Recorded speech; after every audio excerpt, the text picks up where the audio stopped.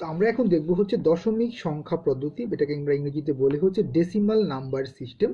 আমরা জানি যে দশমিক সংখ্যা পদ্ধতিতে মূলত ভিত্তি বা বেস হচ্ছে 10, আর এখানে 10টি অঙ্ক থাকে, সেই অঙ্ক বা সংখ্যা থাকে, সেই অঙ্কগুলো হচ্ছে 0, 1, 2, 3, 4, 5, 6, 7, 8, 9।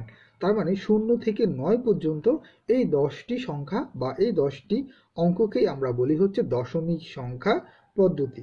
আমরা আমাদের দৈনন্দিন জীবনে হিসাব নিকাশের জন্য সবচেয়ে বেশি ব্যবহার করি কিন্তু ডেসিমাল সংখ্যা বা দশমিক সংখ্যা।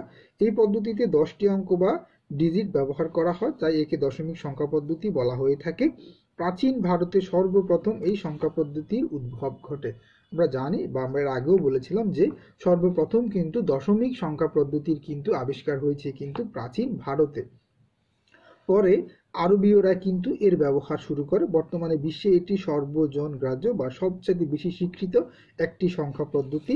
এখানে একটি বিষয় উল্লেখ্য যে দশমিক সংখ্যার সব অঙ্কের গুরুত্ব সমান নয়, এটি একটি পজিশনাল সংখ্যা পদ্ধতি। এখন পজিশনাল সংখ্যা পদ্ধতি বলতে আমরা 6, 7, 8 এগুলো কিন্তু অনেক বেশি পড়ে এসেছি বা শিখে এসেছি যে একটা অঙ্ক যখন তার স্থান পরিবর্তন করে, স্থান পরিবর্তন করার সাথে সাথে কিন্তু এই অঙ্কের কিন্তু মানও কিন্তু পরিবর্তন হয়ে যায়। তো যার জন্য এটার কিন্তু অবস্থানের সাথে সাথে কিন্তু এর বা স্থান পরিবর্তন করার সাথে সাথে কিন্তু এর মানেরও পরিবর্তন হয়, যেটাকে আমরা বলছি হচ্ছে পজিশনাল সংখ্যা পদ্ধতি, যেটার পজিশন চেঞ্জ হওয়ার সাথে সাথে কিন্তু এর মানও কিন্তু চেঞ্জ হয়ে যাচ্ছে।